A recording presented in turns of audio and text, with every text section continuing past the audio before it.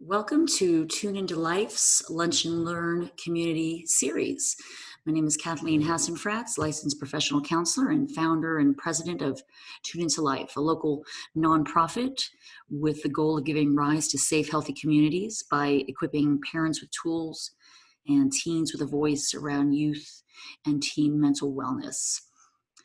So today's session is on suicide prevention and more importantly, the role a parent, caregiver, and or developmentally appropriate teen can help in directing someone who needs immediate attention to get some help.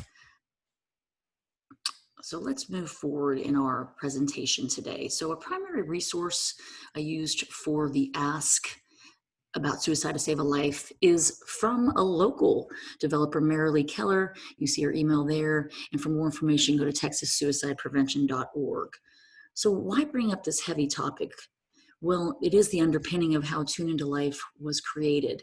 And you add 2020, and need we say more when you look at the list of topics that are affecting not only adult mental wellness, but are developing youth and teens during this time. The increased isolation has definitely taken a toll, as well as the increased screen time. Note that some of these factors have been around for a while, and yet 2020 seems to have raised a lot of concern in many of these topics. So what do we know about suicide with special populations? So we know that in general, people are affected by the topics that we have mentioned on the previous slide, but when you really break down into subcategories, you've got to be especially noted the groups of people listed on this slide, and some of which may be yourself or someone you love. These particular groups can be more susceptible to stress and anxiety, especially in a situation where increased isolation has occurred. Using current data, we know that suicide is the second leading cause of death for 10 to 24-year-olds. And that alone gives cause to us bringing this topic forth very early on in our Lunch and Learn series. The Center of Disease Control had a youth risk behavior survey that they do every other year. Our own district did administer this exact survey in 2017 and 2018 and found data very similar to the national data you are seeing here. One of the more important, I think, pieces of this slide is to see that there are many attempts daily. And so what we're going to try to do in this particular webinar is to teach you how to look for the signs that someone may be asking for help, and then how you can intervene to stop this cycle. So now what? Who can even ask to help save a life? Well, if you look at the list on the right, you can see that you probably fall into one or more of the categories. And we thank you for coming online, so take a look at how you can help, because we need to ask about suicide, we need to seek more information and keep safe, and we need to know where and how to refer, and that's what ASK stands for. So there's direct suicidal communication, and this is acute or high degree of risk, and this is when you must take action immediately. So you hear someone threatening to hurt or kill themselves. You see someone looking for ways to make that happen, whether it be firearms or another form of lethal means. Potentially a poem or a journal, or someone emailing you or texting you that they have a thought about dying or suicide. These are not to be taken lightly. On a less acute but still urgent and moderate risk would be people expressing the feelings you see on the left, or maybe people acting with the behaviors you see on the right. Now, what's important here is that we don't fixate on one, so a feeling of hopelessness. Well, given 2020 and the situations that have occurred thus far, I think many of us are feeling hopeless, or people withdrawing from friends and society. Well, that's kind of what we've been asked to do with quarantines. So what we're looking at here is, are these behaviors happening and feelings happening in clusters? And are we seeing these outside of the given norms that would be expected in today's world? So if it is acute risk, you hear someone say they're going to kill themselves, they're looking for ways, they've left a note, they're giving away their items, you do want to take immediate action. You want to keep them safe and never leave them alone. You can always call 911.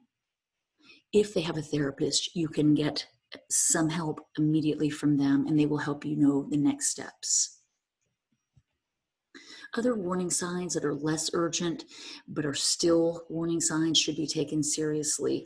And these are, for instance, people just beginning to say that life would be better off without them, or they don't return your calls. And so if you know the person well enough, you're going to take the signs, look for the clusters, and know to ask the right questions. We've put the 1-800 number up several times on this slide, and this is manned 24/7. So as you look for constellations of behaviors, thoughts, and feelings, you're going to have to trust your instinct. If the thought of suicide had ever crossed your mind, assume it has crossed the mind of the person you're talking to. And I don't mean crossed your mind that you were going to do it, but crossed your mind that they might be considering it. Then you should ask the question, and we'll go through that in just a moment. The higher the underlying risk factors, the lower protective, and the more warning signs. That's the overall risk of suicide. That's basically our equation. So underlying risk factors: poverty, homes where the family is not together on a homeostatic level, people that are ill, versus protective factors: socioeconomic, peer-related protective factors. When you see people that have a big support system, that can counter underlying risk factors. But when they don't have many protective factors, a support network, and there's warning signs, or they're communicating, you must take this seriously. What might it sound like if it's direct? Also indirect? Take a look at some of these and look at how some of those could just be thought of as someone venting. I just want out. I can't take it anymore. Okay, that may be the door for you to open and say, can you say more about that? What do you mean? And then continue the conversation from there. What can you do when you hear suicidal language? So say it's direct even, or indirect, but say it's direct. You're going to ask. You're going to seek more information, and you're going to know where and how to refer. So first step is saving a life is asking. It does not put the thought of killing themselves in someone's head. And I know that's been something that comes up as I speak to parents about talking to their own children, but it actually gives a sense of relief that someone's finally listening and willing to have that conversation and making it less taboo. How do you ask? So when people are sad and they are thinking about it, you could say, have you ever thought about suicide? Do you ever want to go to bed and never wake up? You could certainly go right into the direct communication. And this depends on how well you know the person and what cluster of behavior and indicators you're seeing. What you're going to try not to do is to create something where there's a judgment in your tone, using the word stupid. You wouldn't do that. It's really stupid, would you? You also want to be sure of your own nonverbal cues, and be sure that you're willing to hear the answer. And I think that's what scares a lot of people. If this is still out of your comfort zone, practice in front of a mirror, practice with your kids. That is actually a way that we as therapists have gotten more used to being able to intervene in this manner, and it does help. So after you've asked, let's say they say yes, now you're going to make sure that you're doing this privately. If you didn't know them super well, you're going to tell them that you care about them. It's confidential between you, and you're going to seek out some help to get them what they need. What you want to do is be non-judgmental and be curious. Be curious about what their perceived problem is. Do they have a plan? And then immediately know whether you're going to ask for the next step, which is, do they have a therapist, or do you need to call 911 or take them to an emergency room? Further, as you're keeping them safe, you want to be sure that they don't have means and access to lethal weapons, pills, etc. And you're going to find out who they normally go to for help. Do they have a counselor? And again, stay aware of your nonverbal reactions and tone of voice. Again, you're seeking more information, you're making sure they're safe, you're going to make sure that implement a plan that you could say, listen, here's what we're going to do. You're going to stay calm. And it could be that you're going to say, I'm going to stay with you until 911 and until we get someone here. The police will transport someone to the emergency room. There's also, besides Baylor, Scott and White locally, there's Dell's adolescent psychiatric ward, which is really great for teens. It is a distance situation in that they are in Round Rock. Finally, knowing where and how to refer. So basically the 1-800 number is amazing. Also, you can check with Tune Into Life, myself, or any other therapist you know in the community. But by all means, come to our website, contact me, and we'll get you to help find a therapist for your loved one or yourself. Remember, you can save a life.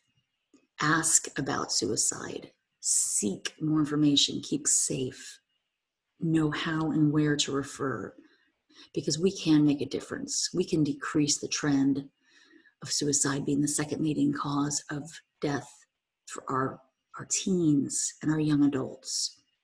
Go to our website, tuneintolife.org, for more resources and or to seek support for you or someone you care about. Thank you.